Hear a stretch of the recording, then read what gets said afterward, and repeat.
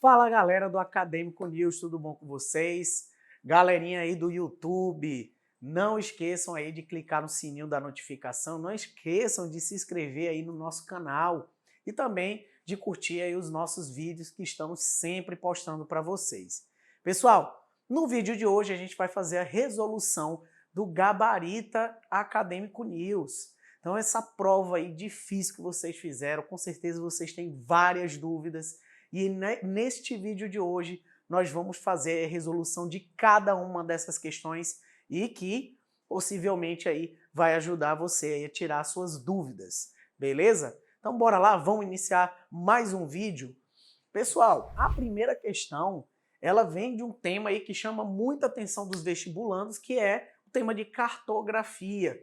E especificamente falando aí sobre os dados relacionados à escala. Então, uma questão que, para você resolver, você precisa saber algumas regrinhas específicas que existem ali para calcular a escala, a distância real e a distância gráfica. Bora lá ver? Então, pessoal, olha o que ele está dizendo nessa questão.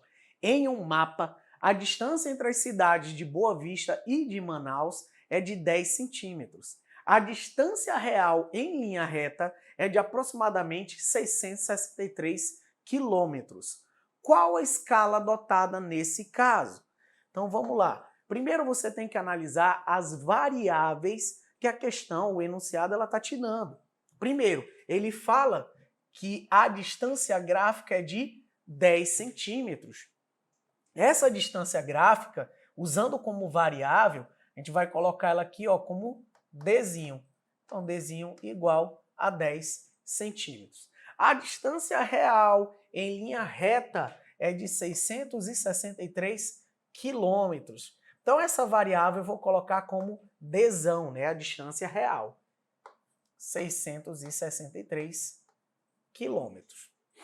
Qual a escala adotada nesse caso? Então, ele quer saber a escala desse mapa, pessoal.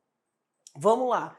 Falando numa regrinha geral, a gente tem que saber que para transformar uma escala de quilômetros para centímetros ou de centímetros para quilômetros, que geralmente é a distância adotada, a gente já tem aí uma regrinha. Por exemplo, vou dar aqui um exemplo da escala de 1 para 100 mil, que é bem fácil aí de você memorizar.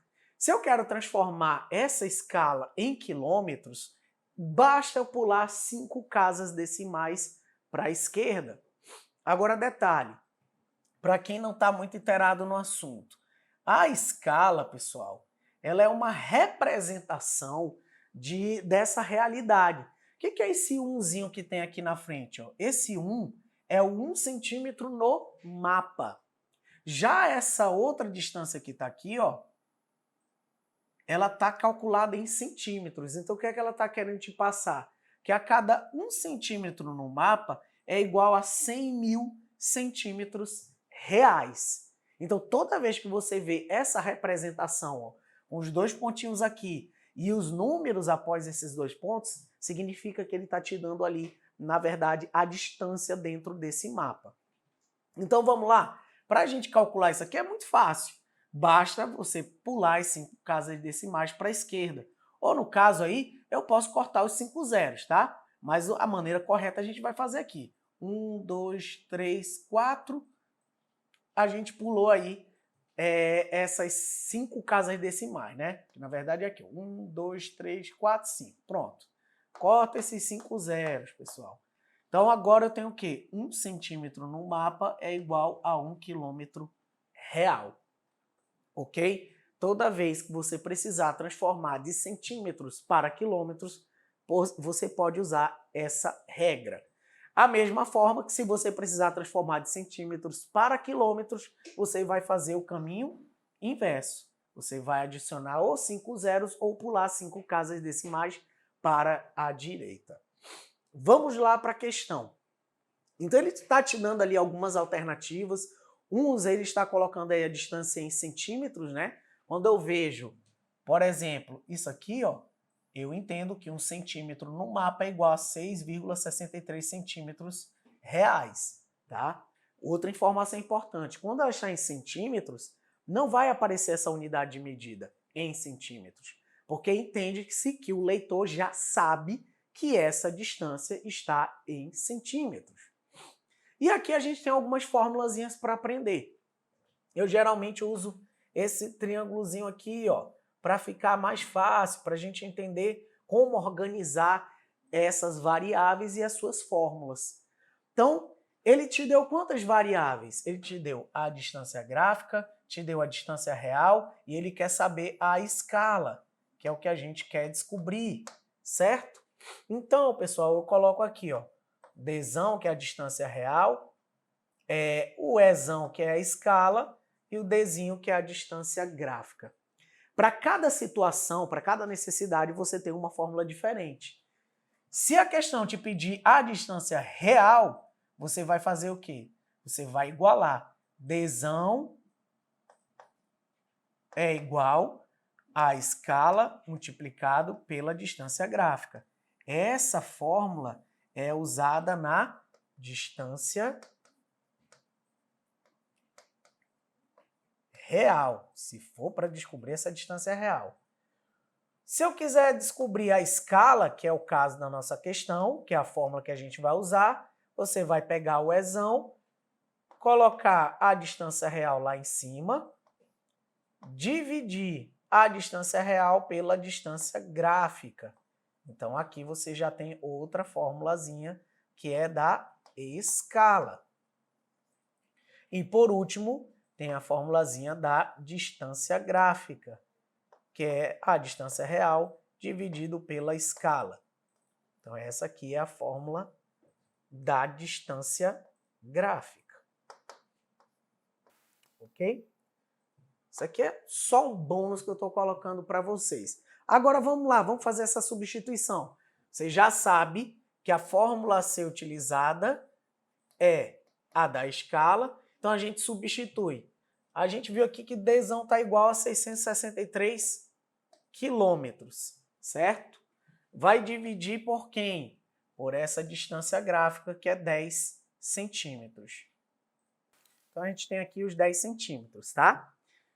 Bem, 663 dividido para 10 centímetros, a gente sabe que vai dar 66,3 quilômetros. Por que isso? Por que do nada quilômetros? Veja, que você pegou, na verdade, o 1 centímetro daqui dessa distância gráfica e descobriu que a cada 1 centímetro eu tenho 66,3 quilômetros, que foi o resultado da nossa divisão.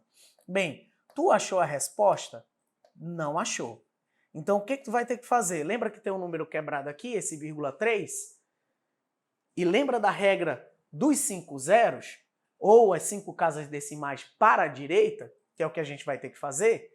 Bem, eu tenho que transformar isso de quilômetros para centímetros. Então, eu vou adicionar, ao invés de 5 zeros, apenas 4, porque eu tenho essa vírgulazinha aqui. Então, vai ser 1, 2, 3, 4. Achou a resposta?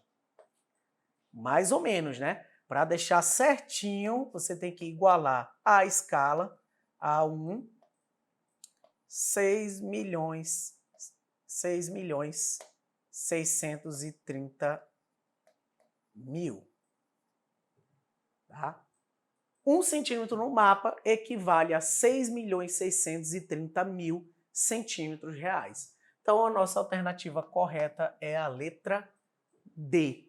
Ok? Então, aí, parabéns para quem acertou aí a questão. Não é uma questão muito complicada, né? Quando você já sabe essas fórmulas, quando trabalha também com regra de 3, você consegue ali alcançar a resposta. O que eu chamo muita atenção aí para você vestibulando, que você tenha muito cuidado com algumas pegadinhas que possam surgir.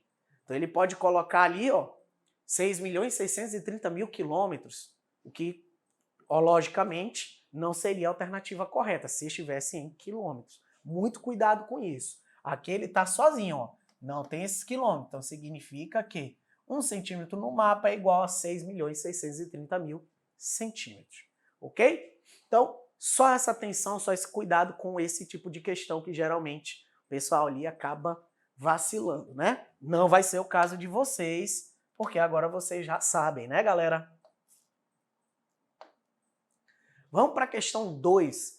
Saindo dessa dinâmica de cálculo, né, que já veio de cara, então levando em consideração aí esse padrão da Universidade Federal, que a gente sabe que é inesperado, a Universidade Federal coloca ali às vezes uma questão de surpresa, então é importante que a gente esteja sempre ali preparado, um passo na frente.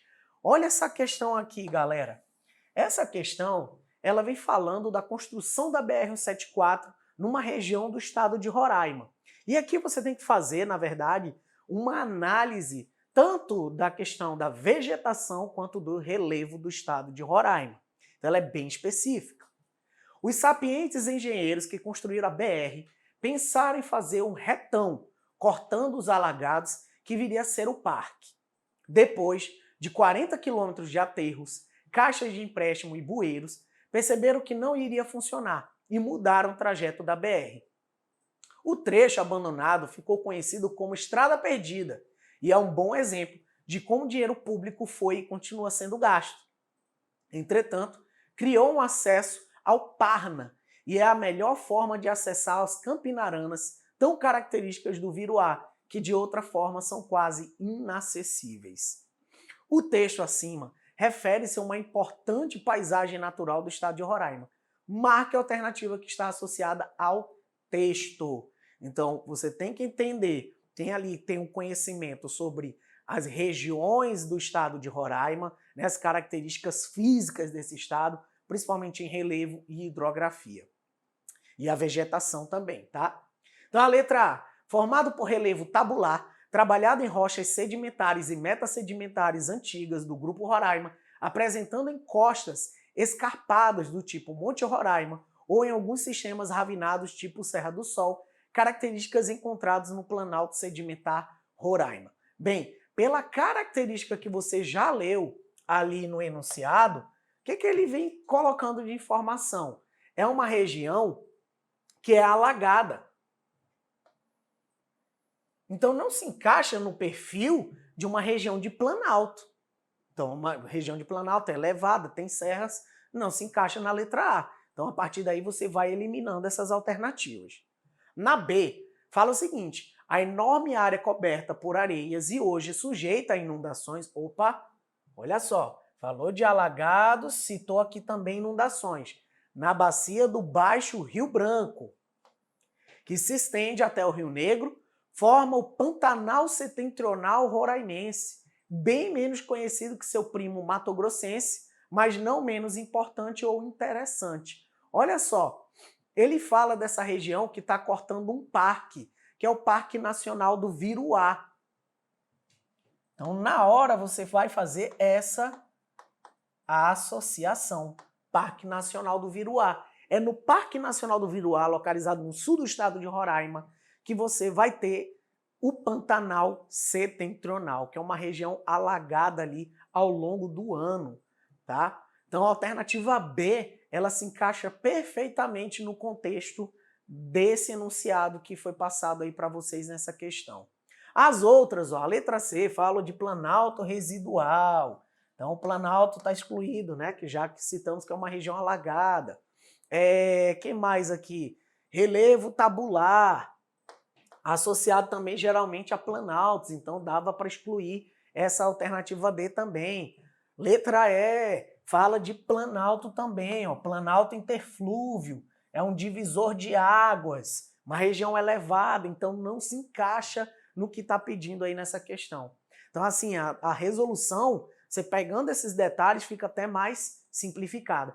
Por mais que você não tenha estudado o relevo, a vegetação e a hidrografia do estado de Roraima. Se apegar a esses pequenos detalhes, às vezes te ajuda ali a acertar essa questão, mesmo que você não tenha um conhecimento específico. Porque é uma questão que fala de elementos muito específicos do relevo de Roraima. Inclusive, eu chamo a sua atenção porque já tem vídeo no nosso canal do Acadêmico News falando desse tema aqui, tá? Das formações de relevo do estado de Roraima. Então, não perde tempo não, depois vai lá e dá essa conferida lá no canal, beleza? Então, a alternativa correta da questão 2 é a letra B. Não é isso, pessoal? É isso mesmo. Vamos conferir aí no gabarito, ó. Letra B, vamos de boa, suave, né? Tranquilo. Olha a questão 3. A questão 3 também envolve hidrografia, né? Já é específico, não é específico aqui do estado de Roraima, mas fala desse tema de hidrografia geral, tá? E ela cobra, pessoal, que você faça essa associação entre as imagens e o texto que ele está te dando aqui na questão. Então, mais uma vez, o detalhe, a leitura, a interpretação conta muito. Geografia é correlação, é analogia, é você comparar as informações que ele está te dando. Às vezes, você pegando aí exemplos do dia a dia, você consegue acertar a questão. Mas isso precisa de uma análise bem crítica, né? Que você já tenha lido bastante sobre os temas e aí consiga correlacionar. Observe a imagem e leia os textos para a associação correta. Então aqui você tem a imagem número 1, que é um tipo de drenagem, tá? Isso aqui são padrões de drenagem. Tem a número 1, número 2, número 3 e número 4. Não são padrões de bacias hidrográficas. Aí o texto: desenvolve-se em áreas de cume isolado, como ao redor de cones vulcânicos. A 2, é semelhante a ramificações de uma área e ocorre em áreas de substrato homogêneo, com estratos horizontais. O que ele quer dizer? Quer dizer ali que o solo dessa região e as rochas têm o mesmo padrão, têm as mesmas camadas ali presentes nesse solo. 3, é comum em superfícies rochosas muito fraturadas. Então aqui quando ele fala de rocha fraturada, geralmente a gente vai lembrar das ígneas, das metamórficas, tá? E na 4, ocorre em áreas de rochas com resistência à erosão variadas, formando vales e cristas, né? Relevos residuais, por exemplo. Né? Pode estar ocorrendo ali em relevos dobrados também. Esse é exemplo da número 4. Então a interpretação é o seguinte: ele falou aqui que vai se desenvolver em regiões vulcânicas, né? A gente sabe que tem uma elevação central, então você tem lá essa região de vulcões, a drenagem vai obviamente seguir aí a gravidade. Então quem mais se associa a essa interpretação vai ser a número 4, tá? Então, muito provavelmente aí a gente vai fazer a associação de quê? Do número 4 com esse umzinho aqui em romano. Então a gente tem aí quem? O primeiro exemplo ali, 4 e 1. 2. É semelhante a ramificações de uma área e ocorre em áreas de substrato rochoso, substrato homogêneo, com estratos horizontais. O que ele quer dizer? Ele está dizendo que esse substrato, esse solo, as camadas, ó, são homogêneas, são horizontais. É um solo bem desenvolvido, intemperizado, desgastado. Então você tem essas camadas diferentes. Quem vai se associar com isso, ó, vai ser aqui, ó, a imagem número 1 com a frase número 2, tá? Então a gente vai fazer essa associação aí. Na frase 3, é comum em superfícies rochosas muito fraturadas. Aqui já fica um pouquinho mais complicado, porque ele não te dá mais tanta informação. Aí você vai para onde? Vai para o campo da dedução, né? Tentando eliminar. 4. Ocorre em áreas de rochas com resistência à erosão variadas, formando vales e cristas. Bem, nesse caso aqui, ó, da número 4, quando ele fala essa formação de vales, cristas, né? O relevo a gente vai imaginar que ele é da seguinte maneira, ó. Ele vai ser um relevo mais ondulado. E aí o que vai acontecer? Por que ele vai ter essa ondulação? Porque as camadas que fazem parte desse relevo sofreram essa ondulação. E isso é característica de quê? De um relevo dobrado. Por isso que ele tem essas dobras, né?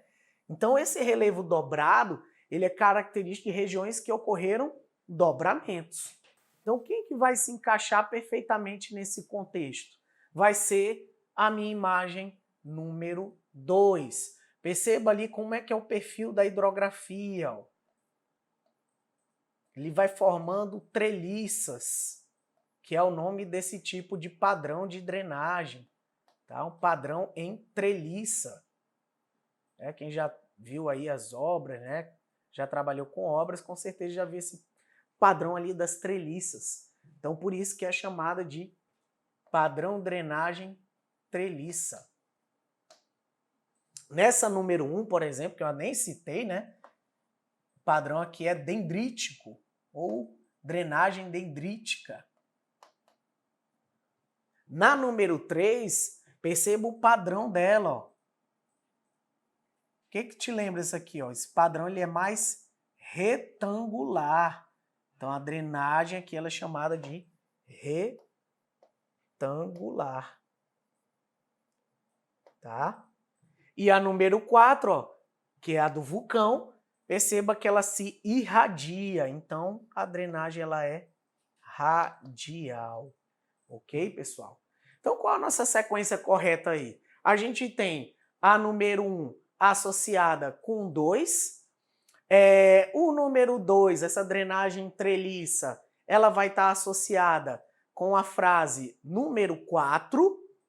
O número 3, ó, comuns superfícies rochosas fraturadas, vai estar associado com a frase número 3. E a 4, ó, ocorrência em áreas de resistência à erosão variada, formando vales e cristas. Então, a gente tem aí a número 4 associada ali à número 2. É isso mesmo, produção?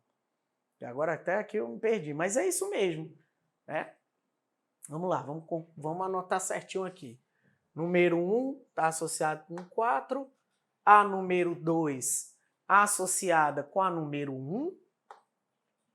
A número 4 associada aí com a número 2, certo? Então aí a gente vai ter esse padrão desenvolvido, né? Com a 4-1, vamos achar 4-1, A1 com a número 2, A2 com a número 4 e A3 número 3. Então a alternativa correta certinha aí, letra D. Perceba que é uma questão ali que, se você não tiver uma atenção, cuidado, ela pode até te confundir, né? Dependendo aí da situação, você já está cansado, já vem ali de uma situação mais, né, complicada na hora de fazer a prova, tem que ter muito cuidado aí para não acabar errando, né, se confundindo, principalmente nessas questões de associação, tá? Vamos para a próxima, pessoal. Aí a gente vê o gabarito, letra D, tranquilo, correto. Vamos para a questão 4.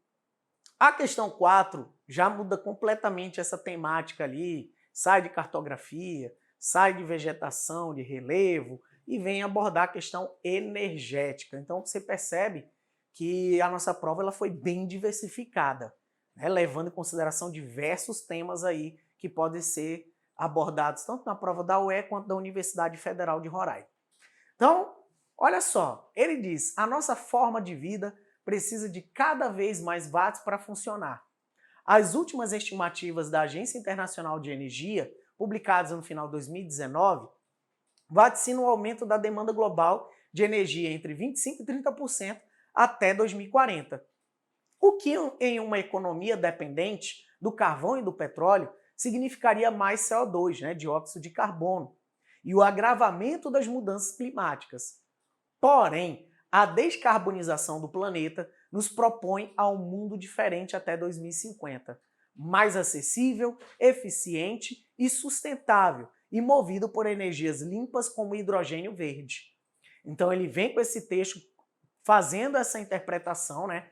E o que ele vem aqui? O importante está no comando dessa questão. O que ele está pedindo? Sobre o hidrogênio verde e o potencial do Brasil para a geração desse tipo de energia, marque a alternativa correta. Então a letra A diz o seguinte, o Brasil é um grande produtor de hidrogênio azul. Olha só, ele está falando de hidrogênio verde no enunciado, está falando lá no comando da questão de hidrogênio verde e do nada na letra A está falando de hidrogênio azul. Não é que ele não exista, o problema é a fuga ao tema. Então vamos lá continuar para a gente fazer essa interpretação? A gente viu aqui que ele falou do hidrogênio azul, que não tem nada a ver com a questão.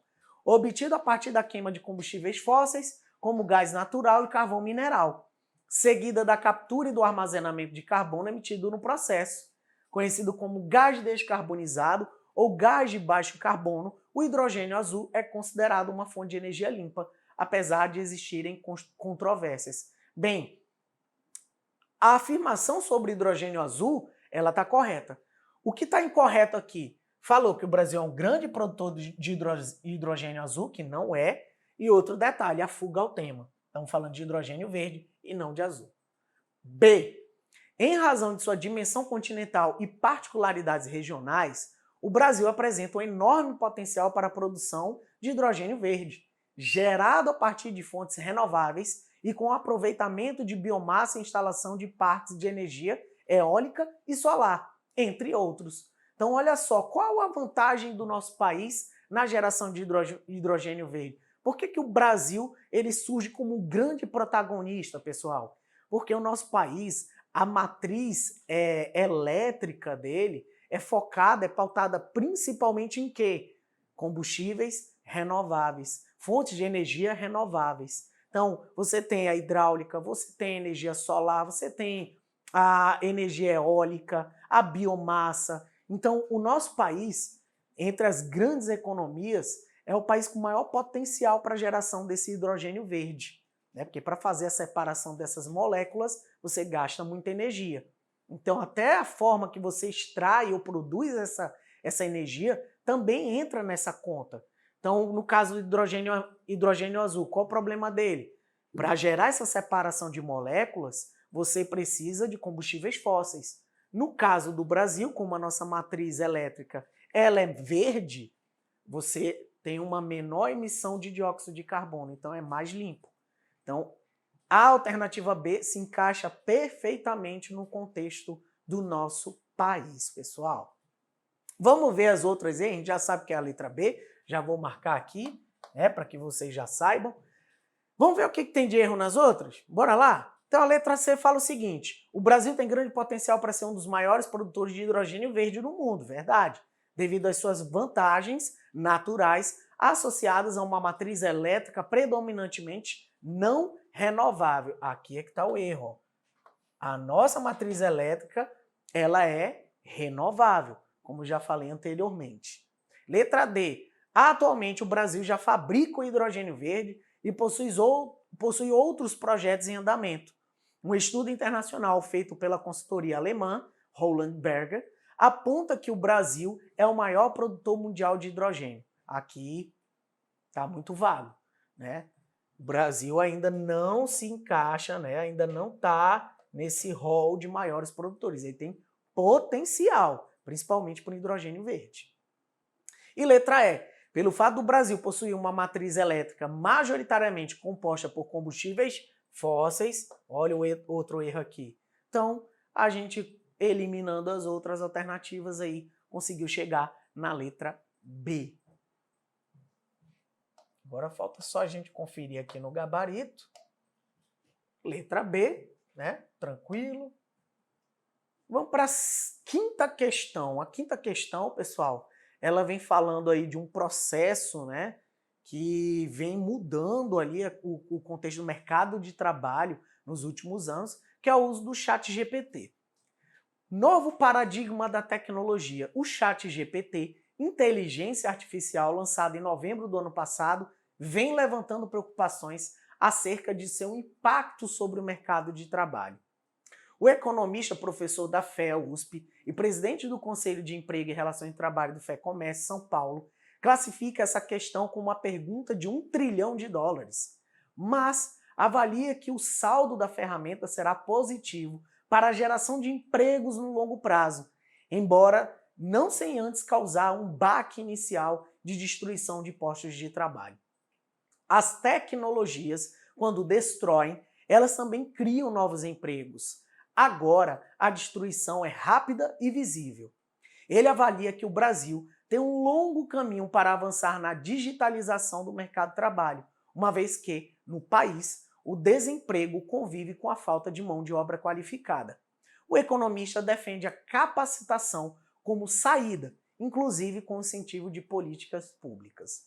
Bem, é uma questão que aborda diversas problemáticas, né? Envolve a educação, envolve o processo industrial brasileiro, envolve aí o mercado de trabalho, Então a gente percebe que a inteligência artificial hoje ela é vista como negativa para esse mercado de trabalho no sentido de que ela vai gerar desemprego para alguns setores. Então essa substituição da mão de obra pela inteligência artificial, ela vai gerar um tipo de desemprego, que inclusive é o que ele quer saber aqui, ó, sobre o tema abordado no texto, assinale a alternativa que se encaixa na problemática gerada pela inserção da tecnologia no mercado de trabalho.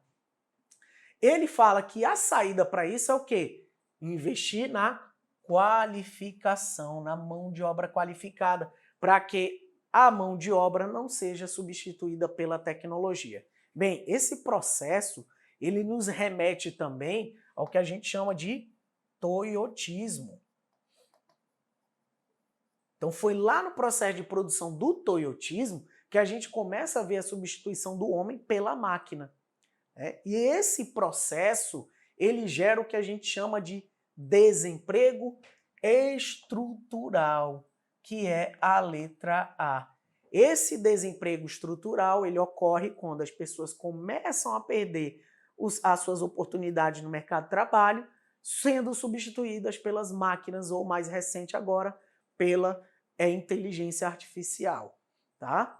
Falando um pouco das outras, ó, tem a B, que fala do desemprego conjuntural, que nesse caso aqui, ó, é relacionada à conjuntura econômica, ou seja, a uma crise econômica, que não está sendo abordada aqui na questão 5.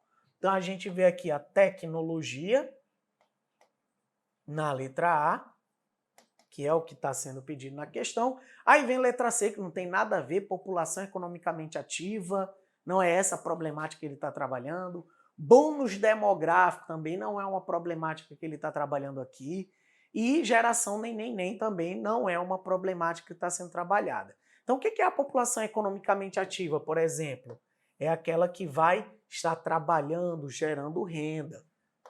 Ok? Aquela que está ali ativamente, né, gerando economia. O bônus demográfico, o que é esse bônus? O que é esse plus, né, que ele está falando aí? O bônus demográfico, ele ocorre em países que já passaram pela transição demográfica. Ou seja, é quando eu tenho a população adultos, como principal faixa etária. Tudo errado aqui, pessoal.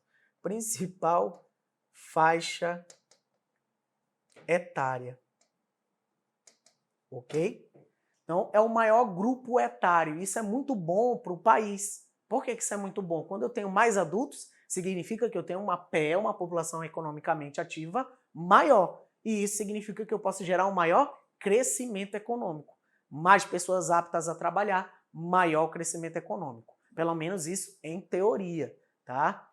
O contexto econômico do país, se ele estiver em crises, por exemplo, aí já não vai refletir em crescimento econômico, vai gerar o quê? Mais desemprego. A gente basicamente pode exemplificar aí, nesse caso, o Brasil nos últimos 10 anos. Então, o Brasil nos últimos 10 anos, o que aconteceu? Ciclos aí de crises econômicas, né, seguidas, vários anos seguidos, uma população economicamente ativa em expansão, com um grande bônus demográfico, e infelizmente a gente não conseguiu aproveitar esse bônus demográfico dos últimos anos. Todos os países que se tornaram desenvolvidos, Taiwan, Singapura, Coreia do Sul, todos esses países conseguiram usar o bônus demográfico para aumentar ainda mais o crescimento econômico.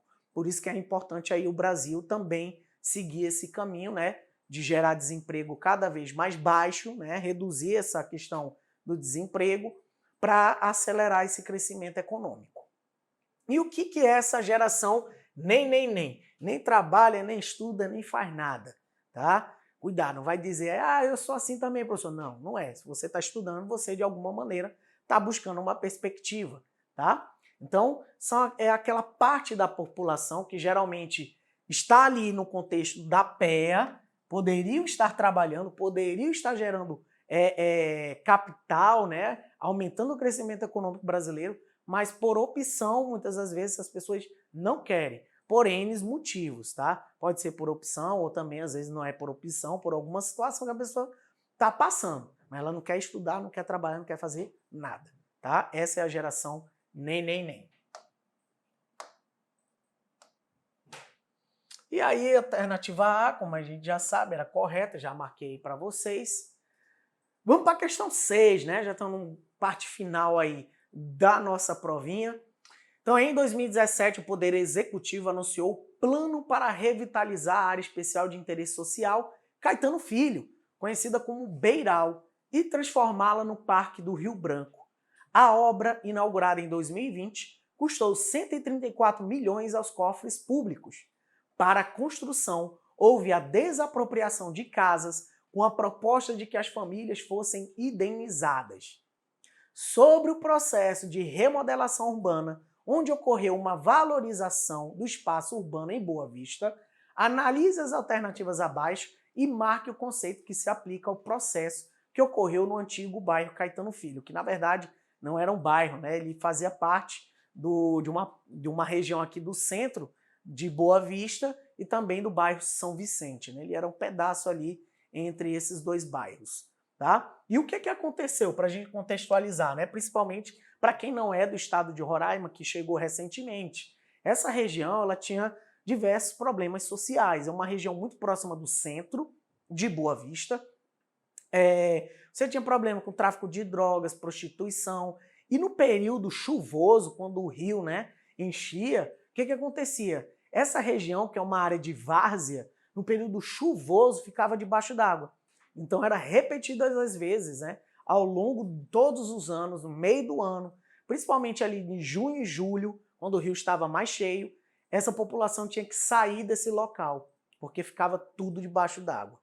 E aí, para tentar resolver esse problema aí que envolve tanto o social quanto o ambiental, a prefeitura criou esse projeto do Parque do Rio Branco, né? Esse projeto era o quê? Você tirou a população dali, indenizou e eles puderam comprar em outras áreas. Só que aí vem uma outra dinâmica. A gente se questiona, essa população recebeu dinheiro, foi indenizada? Beleza. Mas com esse dinheiro, onde é que eles poderiam comprar essas casas? Será que conseguiriam comprar próximo do centro? Muito provavelmente não. Porque nas áreas centrais, ali onde está grande parte dos serviços públicos da capital, são terrenos e casas muito mais valorizadas. Para onde foi essa população? Ela se deslocou para as áreas periféricas. Infelizmente, um retrato aí do urbano brasileiro, as áreas mais afastadas, né, as áreas periféricas, elas não têm o mesmo grau de infraestrutura. Então surgiram aí outras invasões, né, surgiram aí bairros sem estrutura. Então essa população, os problemas só mudaram de lugar. Enquanto isso, a região central sofreu esse processo de valorização porque se criou um cartão postal, que é aí o Parque do Rio Branco, muito bonito. Só que aí os problemas sociais fugiram desse lugar? Não, só mudaram, só foram deslocados, tá? Esse contexto, pessoal, ele leva a uma problemática que a gente trabalha no urbano da geografia, que é chamada de gentrificação, tá? Esse processo de revalorização de uma área que é estimulada pelo poder público, que a gente vê esse deslocamento populacional. Às vezes não tem nem deslocamento populacional, é justamente essa valorização, né? Que aí vai favorecer a especulação imobiliária, por exemplo, né? Que é esse processo aí dos terrenos, das casas ficarem cada vez mais caras. Bem, a gente já sabe que é a letra E, porque eu já falei aí para vocês, mas tem outros nomes aí, né? Que talvez alguns não conheçam. Por exemplo, o que é o espraiamento? Ele é um termo que vem realmente aí da língua inglesa, né? Que é o sprawl, ou sprawl, que é espalhamento mesmo, tá? Então, esse espalhamento ele ocorre principalmente em cidades que estão em expansão horizontal. A gente pode até exemplificar Boa Vista, né? Você tem algumas regiões em Boa Vista que tem vários bairros, né, loteamentos ali que não estão ocupados, terrenos baldios. Então você tem áreas muito afastadas da região central que gera esse espalhamento, né, esse sprawl. Urbanização é o crescimento, né, a influência da área urbana em áreas rurais, geralmente também em áreas mais periféricas, mais afastadas aí do centro. E a periurbanização é o crescimento de áreas periféricas, ok? Então, assim, eu estou contextualizando justamente aí para possíveis dúvidas que tenham sido geradas aí com essa questão. Sétima questão.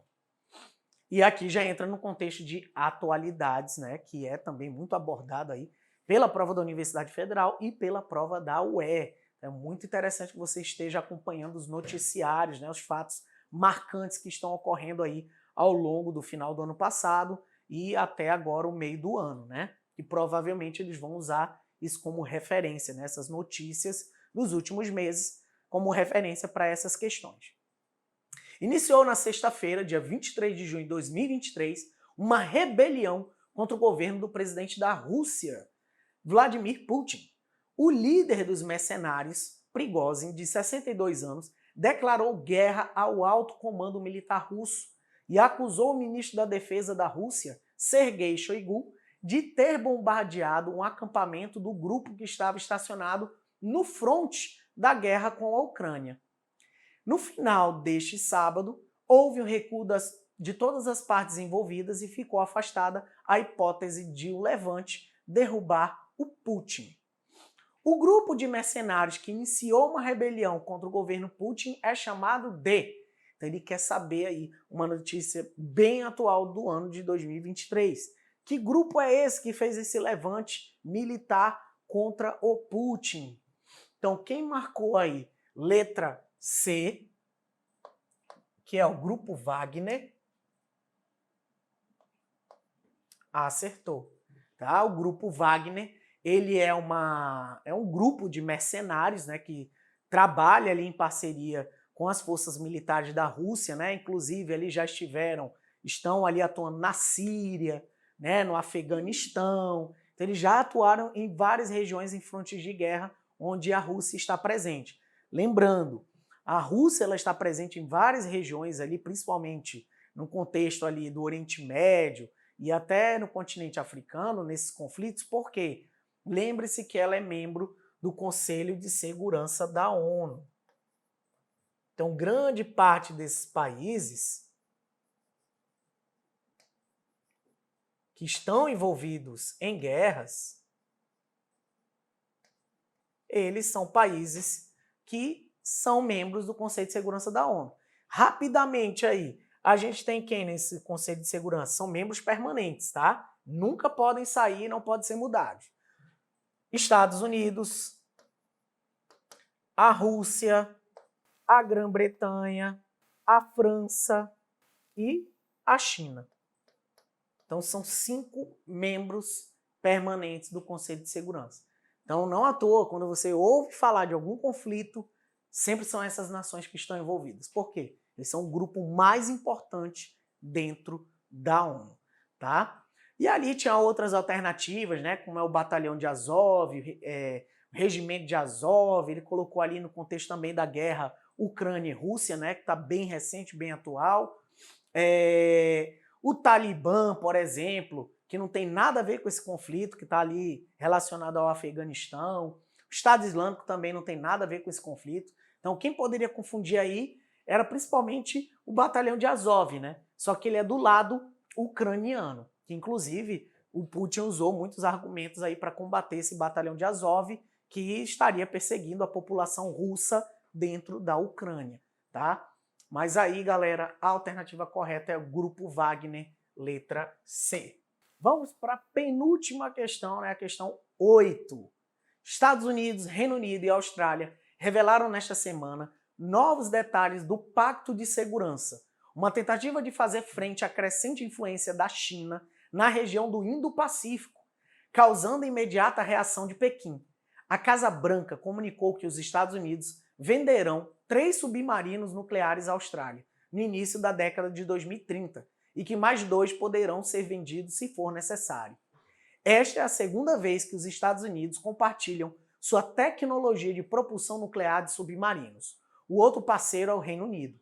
Os novos submarinos permitirão à Austrália entrar, a partir da próxima década, no restrito clube das nações com submersíveis movidos à energia nuclear, que inclui apenas Estados Unidos, Rússia, China, Reino Unido e França, Olha os membros aí do Conselho de Segurança novamente, ó.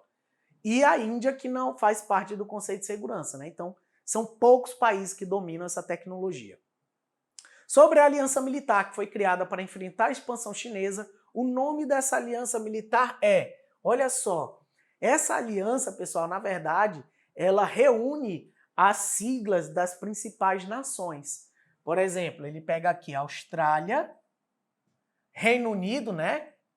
Que nesse caso aí vai ser representado como KU, né? Que na verdade aí é o Reino Unido, né? Kingdom United, e Estados Unidos, tá? Então, pegando a sigla desses países, você tem o quê? A AUKUS, que é a letra C, ok? Então, aí vem essa pegadinha, né? Que, como eu falei, quem está ali acompanhando os noticiários, né? Principalmente as principais redes de televisão, até que tem aí nos sites de notícias, sempre acompanhe, pessoal. Veja o que está acontecendo pelo mundo, tá? Isso aí entra muito em atualidades e é importante que vocês saibam. E a última questão aí bem específica também, envolvendo a atualidade, envolvendo a economia, tá? Olha só, o boom industrial que o México vive como alternativa ao Made in China. Se décadas atrás a tendência era o offshoring, levar fábricas para países distantes, em especial a China, para reduzir custos, agora a tendência é concentrar as unidades mais perto das regiões consumidoras. Nesse caso, as empresas globais e principalmente as asiáticas têm buscado uma melhor porta de entrada para o maior mercado do mundo, os Estados Unidos. E a chave dessa porta está nas mãos do México. A produção industrial do norte e centro do país cresceu. O emprego nessas regiões está bem acima dos níveis pré-pandemia. E os salários também estão subindo em comparação com outras áreas do país. E o movimento faz parte de uma nova tendência que vai no caminho oposto ao chamado offshoring. Agora, muitas empresas estão levando a produção para mais próximo dos mercados consumidores. Então, isso aqui é um processo que está ocorrendo ali entre os Estados Unidos e o México, e é importante a gente contextualizar o que vem acontecendo naquela região, porque recentemente teve uma atualização no acordo, principalmente entre México, Estados Unidos e o Canadá, tá? Que eles fizeram uma nova regra, né? Novas assinaturas desses acordos comerciais entre esses países, que alguns chamam de NAFTA 2.0, que é essa aliança aí de livre comércio entre os países da América do Norte, né? Incluindo aí Canadá, Estados Unidos e México. E essa atualização tem aproximado cada vez mais a economia estadunidense do México, principalmente empresas, fábricas instaladas no México, para atender essa demanda que vem dos Estados Unidos. Então, tem algumas coisas aí que dá para a gente excluir. Por exemplo, zonas econômicas especiais. Né? A gente pode lembrar lá da China, que tem essas zonas econômicas, né? Xangai, Hong Kong, né? As regiões administrativas especiais também, não tem nada a ver com esse contexto Estados Unidos e México. As maquiladoras, né? Maquiladoras são também um modelo de industrialização que foi adotado ali no México, principalmente para atender essa demanda dos Estados Unidos, mas isso lá nos anos 80.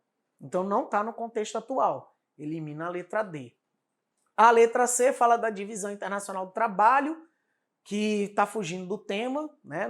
Não está correlacionado ali com o enunciado e muito menos com a chamada da questão. Sobra a letra B e a letra A, que ele fala offshoring, só que fica muito claro na leitura do texto que não pode ser esse offshoring, sobra para a gente a letra A, que é o chamado nearshoring.